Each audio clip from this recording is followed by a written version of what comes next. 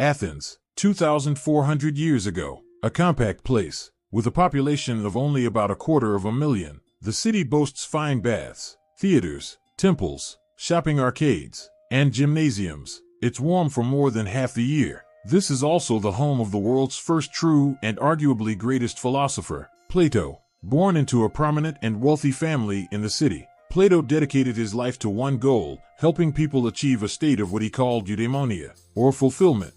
Plato is often confused with Socrates, who was an older friend and taught Plato a lot but didn't write any books. Plato, on the other hand, wrote plenty, 36 in total, all dialogues, beautifully crafted scripts of imaginary discussions in which Socrates always played a starring role. Among these are the Republic, the Symposium, the Laws, the Meno, and the Apology.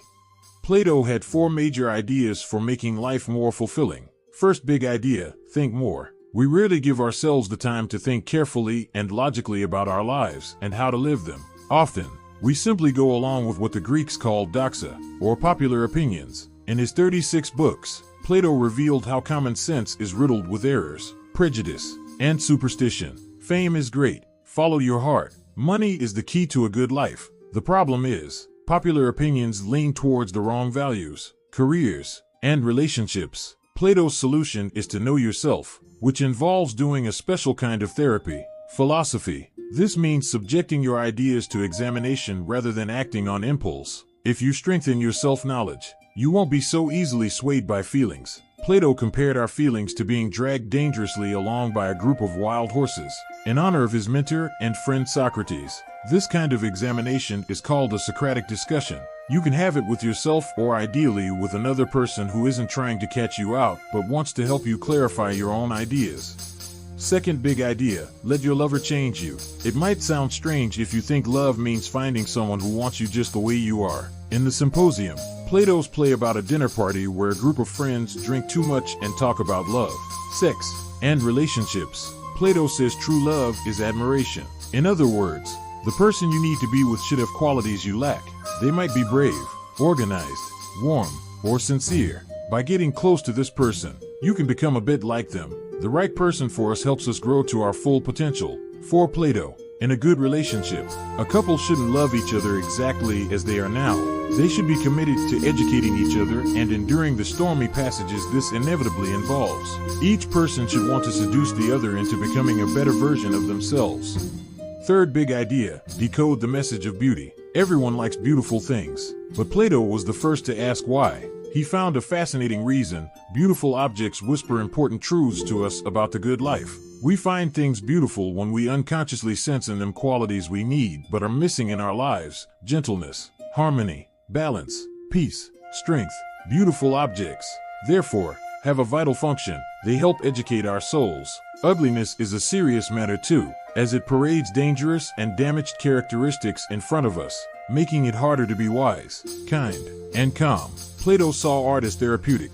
It's the duty of poets and painters, and nowadays novelists, TV producers, and designers, to help us live good lives. Fourth big idea, reform society. Plato spent a lot of time thinking about how government and society should ideally be. He was the world's first utopian thinker, inspired by Athens' great rival, Sparta. Sparta was a city-sized machine for turning out great soldiers. Everything the Spartans did, how they raised their children, how their economy was organized, whom they admired, how they had sex, what they ate, was tailored to that one goal. Sparta was hugely successful militarily, but that wasn't Plato's concern. He wanted to know how a society could get better at producing fulfilled people. In his book, The Republic, Plato identified several changes that should be made. Athenian society was very focused on the rich, like the loose aristocrat Alcibiades, and sports celebrities like the boxer Milo of Croton. Plato wasn't impressed. It matters who we admire because celebrities influence our outlook, ideas, and conduct. Bad heroes give glamour to flaws of character. Plato wanted to give Athens new celebrities, replacing the current crop with ideally wise and good people he called guardians, models for everyone's good development. These people would be distinguished by their record of public service, their modesty and simple habits, their dislike of the limelight, and their wide and deep experience. They would be the most honored and admired people in society. He also wanted to end democracy in Athens. He wasn't crazy. He just observed how few people think properly before they vote, leading to substandard rulers. He didn't want to replace democracy with a horrid dictatorship, but wanted to prevent people from voting until they had started to think rationally, that is, until they become philosophers. Otherwise, government would be a kind of mob rule. To help the process, Plato started a school, the Academy in Athens, which lasted a good 300 years. There, pupils learned not just math and spelling, but also how to be good and kind. His ultimate goal was that politicians should become philosophers. The world will not be right, he said, until kings become philosophers or philosophers become kings.